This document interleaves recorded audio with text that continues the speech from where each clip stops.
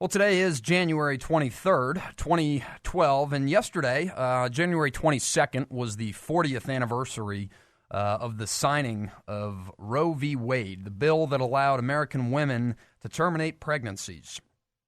You know, abortion, and today, by the way, was the big march in D.C., the pro-life march, attended by thousands of people.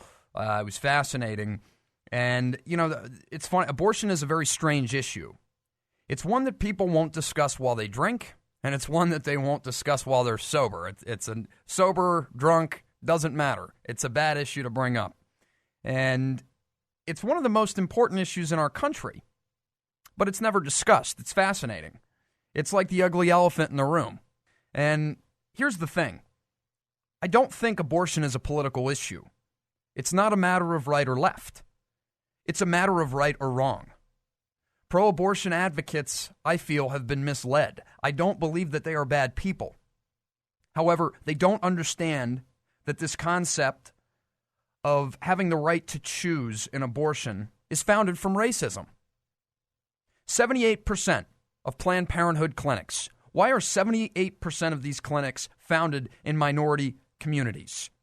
Margaret Sanger, the founder, frontrunner in Planned Parenthood in the early 20th century, wasn't a white elitist. She thought that the white culture was elite. She was all about exterminating the black race. So, but, you know, let's break down the moral makeup of abortion. Let's just do it. Because I think that we're often afraid to do that. And when we say that both sides will never change their opinion, that's dead wrong. Those who argue that we need to put ourselves in the position of a woman as their argument are bluffing. It's a pure bluff. What if a woman gets raped?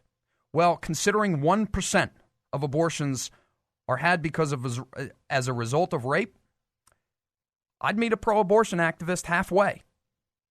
I would agree then, for now. We only have abortions be allowed in cases where rape is evident. That's the only time they should be legal. That would significantly cut down on the 42 million we have every year in this country. Then let's have the discussion about why the child has nothing to do with the rape. After I agreed to meet the pro-abortion advocate right there, let's talk then about why the child has nothing to do with it. Instead, why don't we focus on offenders? Prisons across the country are letting offenders out on parole because housing is so expensive. This is bull. Women should be outraged over that. Okay, we need to crack down on rape, not promote abortion. We need to have laws in place that make perverts understand that rape will not be accepted, and there will be no exceptions. You will lose your life if you're found guilty of rape. You steal a woman's innocence, someone should steal yours.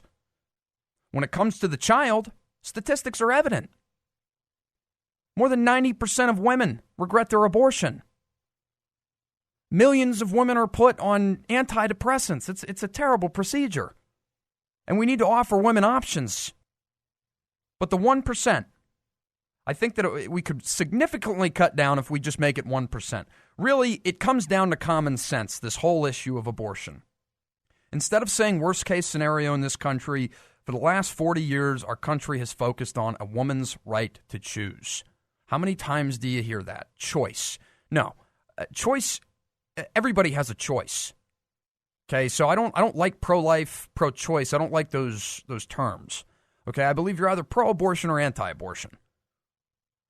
And the left-wing media, it's funny, they're a huge player in distorting the moral delusions of abortion. They bring down most people who try to fight against its cause. You know, when President Obama tried to pass his version of Obamacare in 2010, the Catholic Church stood more firmly than anyone against the bill because it involved using taxpayer money to fund abortions. So the Catholic Church was changing the mind of millions across the country with a national day of prayer even, the day before it was supposed to be passed. So coincidentally, one day before the bill was passed, the Washington Post doesn't do a story on Obamacare. No, they do a story on the one institution, the most powerful, probably still, religious institution in the world. They do a hit piece. They do a special story on the front page about Catholic priests. God, like that hasn't been news the past 5 years. And they cite cases. They don't focus on Obamacare. They focus on the one opposer of Obamacare that could have ended Obamacare. Okay, the stories that they mention in the article, the problem I have with it is that the stories were, some of them were 20 years old. They'd been reported. So it was a joke. Left-wing media will constantly distort the minds. And I feel bad for a lot of pro-abortion advocates because I feel like this kind of media has had an effect on the way they think. Instead, we should look at the facts. We should look at what abortion really is. And here's the good news. More people are thinking. Congress passed over 100 anti-abortion laws in 2011, almost setting a record. Some people have asked me, Danny, why do you find this issue so important? Why, as a broadcaster, as a member of the media, as a person, why do you find this issue to be so important? Well, you know why? It's because it's the most puzzling issue to me. It really is. It's an issue where pro-abortion advocates have tried to shut people like me up. They try to shut you up with guilt. Okay, they point to living women who have had abortions. But someone who is anti-abortion doesn't have the ability to point all the time to a kid who could have been a victim of an abortion. Because you know why? Most of them are dead. So I don't feel bad about speaking against it. And I don't feel bad discussing it. Because if we never do, nothing will ever change. But I think most people are accurate in not shouting people down the way I have in this segment because the story's appropriate. With the march today, I think the best approach is to keep voting the right people, and 237 members of Congress are pro-life. People are waking up. And like I said, the advocates, the crazies that push and use the women's rights as an excuse, even though they don't consider, the child who could be a woman, they don't consider their right. But they'll use women's rights and they'll put the guilt trip on you. And they want you to be afraid of looking like a monster. Well, such a procedure as abortion should bring the monster out in you. It should. And it should bring the monster out in you every time because you're fighting for somebody that can't speak for themselves. It is, as I said in the beginning of this, it's not an issue of left or right. It's just that the left in our country or more liberal communities have endorsed the idea because they've been brainwashed. But I don't want to just put it on them. I've got conservative friends who believe abortion is okay, and it's not. So that's why I say it's not a political issue. I feel that the media is a huge proponent of it, even conservative media, much of who I work with, believes it should be allowed in several areas. But I think if we sit down and we have more and more discussions with those who are for it, we will find ourselves agreeing that it's wrong. And let me tell you, with this election coming up, there's so many different areas. And also, some people have said to me, their argument is, well, Dan, people are going to do abortions anyway. They're going to have them anyway.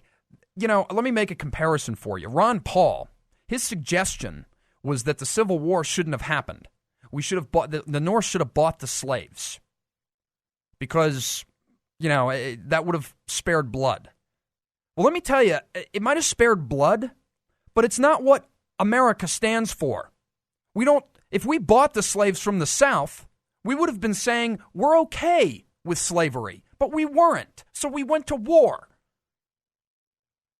And that's why I'm saying women shouldn't have abortions anyway.